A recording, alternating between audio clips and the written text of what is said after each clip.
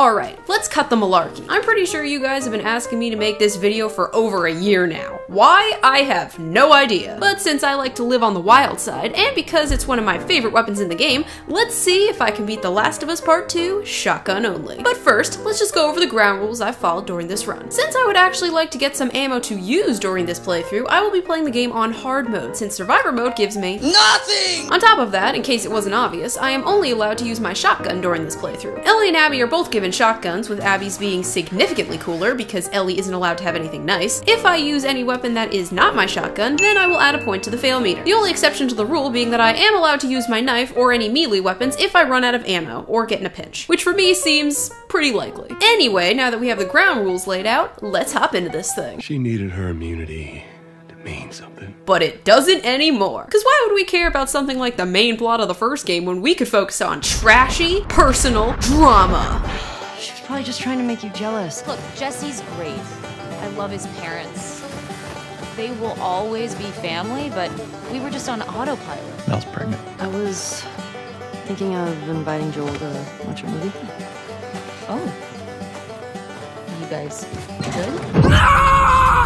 Anyway, since neither Ellie or Abby gets their shotguns during the Jackson section, we could just skip past this part. You know, it's actually kind of funny. The only time a shotgun is used during the Jackson section is when Abby uses one to kill Joel. What are the odds? You make me sad. So be it. So our journey begins. After wandering through the forest for a couple of hours like Bigfoot, we reached the gate. But it was locked. You mean gas isn't still good after 25 years in the apocalypse? I'm shocked. So Dean and I headed over to the dome building where I sprinted past the infected because I simply have no time for these lollygaggers. After we couldn't find any gas in there, we headed over to the courthouse to scope things out. So I snuck my way through the building.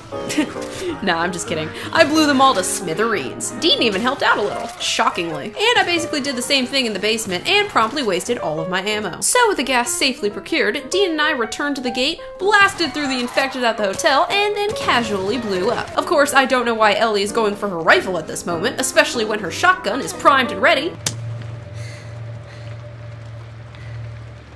Didn't think I'd ever see you again. What is this all about? Why am I being abducted? So armed with 2 bullets, which I wasted immediately, I killed everyone in sight, and then was granted 2 more bullets, which I also wasted again, and then stealth killed the rest. Please game, do not make me turn on infinite ammo right now just so my shotgun only challenge can actually involve me using my shotgun! After surviving our first day in kindergarten, Dee and I rewarded ourselves for our efforts by wandering aimlessly through the streets. So with 0 ammo to my name and the game making it painfully clear after 20 minutes of scavenging that it was not going to give me any more, I sneaked through the town section and turned infinite ammo on. Gosh darn it, I turned the resources down to very light because the game wasn't giving me anything, and now it's just not giving me anything at all! You can call me a cheater if you want, but how exactly am I supposed to beat the game shotgun only if the game never gives me any shotgun ammo? Then we reached the bomb section of the town, which I just shotgunned my way through, really enjoying my infinite ammo. We're not being subtle right now. So I took out all the WLF soldiers at the TV station Maniac style, and had this fun little interaction. Come closer. Fucking look me in the eye.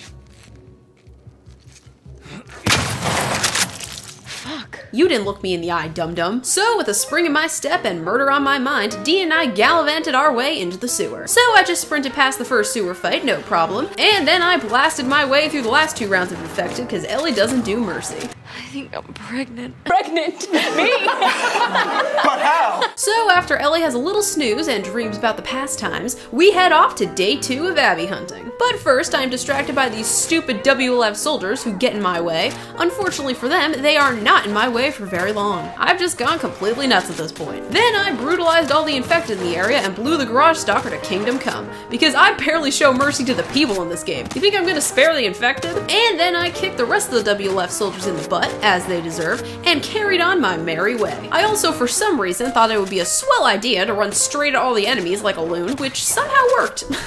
What do you know? They're scared of you, you're not scared of them. So I bumped into Jesse and we hopped into the car to— Oh my god! No! No! Curse you, game. Curse you. Since I'm stuck with my lousy pistol for the whole car chase, let's just add a point to the fail meter and move on so I don't have to think about my— So because this game has more flashbacks in it than Titanic, we are once again forced to add a fail to the counter. Meanwhile, back in the present, I continued on my hunt for the elusive Abby Zilla. After I dodged and weaved my way around the stalkers like a graceful swan, I then snuck my way through the first scar fight. Okay, I shot them a little, but then I snuck my way through. I actually was able to speed stealth my way through the second round of scars really fast. Unfortunately, I completely goofed it right at the finish line, and then spent the next 6 minutes shooting every single one of the scars that I snuck past mere moments ago. I really didn't need to do this to you. I was content with just letting you live. Why are you all running at my shotgun? And now we have finally reached the hospital. About dang time. I was going through my Sonic the Hedgehog phase and just wanted to run around in circles shooting everyone in sight. That's what Sonic the Hedgehog does, right? Then I ran into Nora. You still hear his screams? What?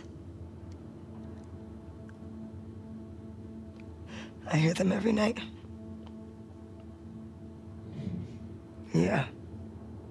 Yeah, that little bitch got what he deserved. That is clearly false. After Nora was done lying to my face, I asked her to give me directions to Abby's hideout. Unfortunately, Nora told me to check the basement, but guess what? Abby wasn't there. Just a bunch of people that wanted to kill me. Very funny prank you pulled back there, Nor. Now, where are they? One mild beating later, Ellie returned home and we are subjected to yet another flashback. Yay, my favorite. Making a vaccine.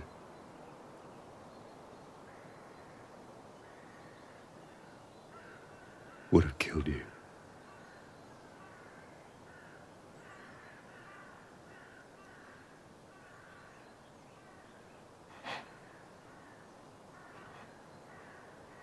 So I stopped them.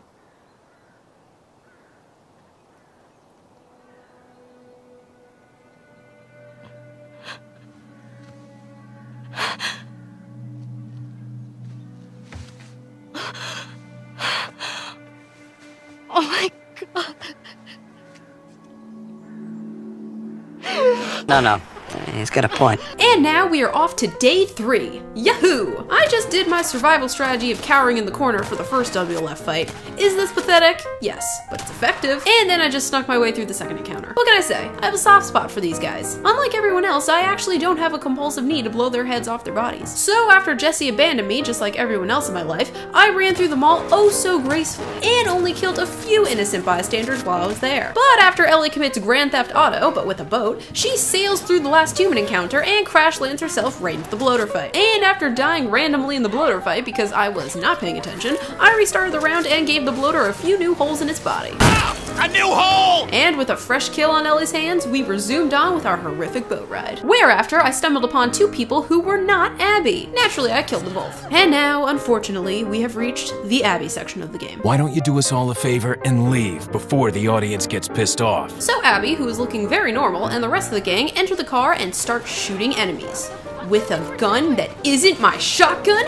Abby, what the heck? We just started. Get it together. Ugh, you make me sick. I fart in your general direction! Fortunately, you can get through this area without shooting your gun, so it's not that bad, I guess. The fight in the Home Depot went pretty good, aside from the fact that Manny could not for the life of him stop getting grabbed by infected. Every time, Manny. It's always you! Why is it always you? After I was done wasting all my incendiary shells at the train yard fight, I then crouched behind the counter at the gas station, crying like the little baby I am, while I waited for more competent people to come and save me, aka Abby's go-to move. So after some mild chit-chat with my WLF peeps, Abby completely abandons them to go off on her own side quest, because she is the star of the show and she will beat anyone into a coma to make sure it stays that way. Then, after a super lame flashback, Abby just sprints her way past a couple of the infected boys, and for once, I didn't just stealth my way through the scar fight. I ran through it, like a chicken. I also ran through the second scar fight, but slightly less like a chicken. I don't know why I decided the play was to rampage my way through the area, but hey, whatever works. And right as I was making my daring escape, I was thwarted in my plans. So, how will our hero get through this fairly inescapable conundrum? Actually, it's gonna be super easy, barely an inconvenience. Oh good, I got rescued. Again. Hopefully it doesn't end the same way as the first time someone tried to save me from dying. Amateur golfer, but a professional golf instructor. So since all my weapons have been snatched away, just like my hopes and dreams, Abby was forced to shoot her fists into enemies' face instead of her shotgun rounds. But since I said that I could use hand-to-hand combat if I ever got in a pinch, I will not be counting this area as a fail. The fight in the restaurant went pretty good, outside of the fact that I did get grabbed while I was crafting more ammo. Very rude, Mr. Zombie. And once Lev was done chuckling outside the restaurant while Abby gets brutally murdered and actually lets me out, I dumped the 2 brats off at some random trailer as punishment for being a bunch of of smarty pantses. Oh, you two think it's funny being locked in a small space? Well, how do you like it? Now you two stay in there and you think about what you've done. Okay, see you later. So I ran past some stalkers and snuck my way through the boat fight. Master of stealth over here, people. And after all of that, I now get to be subjected to the absolute worst part of the game, where Abby miraculously grows all her hair back for some reason. Sorry I grew up. You should try it. Oh yeah, how do I do that? Should I go find the people that killed my family? I don't like where this is going. Cut into them? I could torture them until they're crying, you know? Stop! Stop! Abby.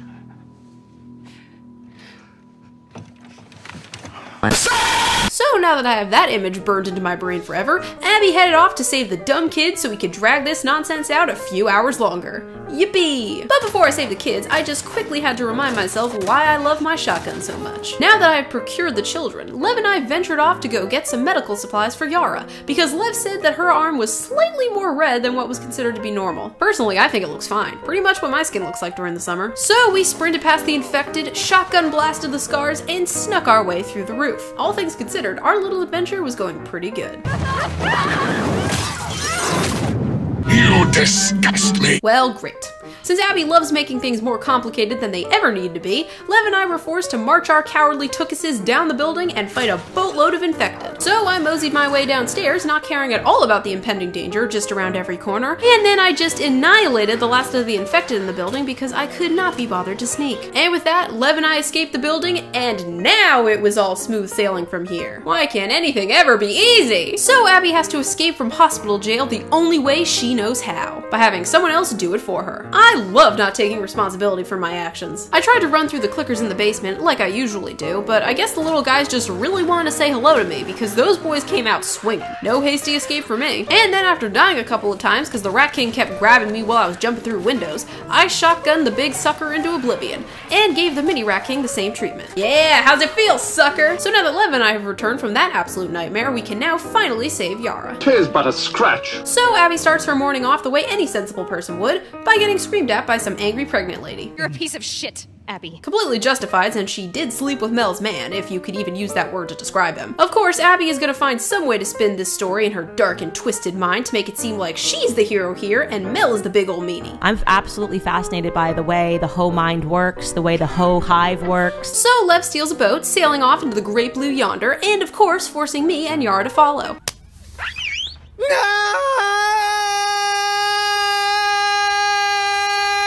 But before that, I ran to Manny, and the two of us decided to head over to the marina for a relaxing day out. Sure, the kid I'm supposed to be looking after is missing and likely in mortal danger, but that is no reason why I can't have a nice day out with my BFF. Friendship forever, am I right? So after Abby finally bothered to get herself over to the Scar Island, Yara and I ran into a tad bit of interference. But thanks to Abby's big, strong muscles and her fire-shooting shotgun, we were able to easily cruise by the first round of scars. I then opted to just stealth my way through the second scar fight because I do not have time to deal with you people. I must find the child! Where's my baby?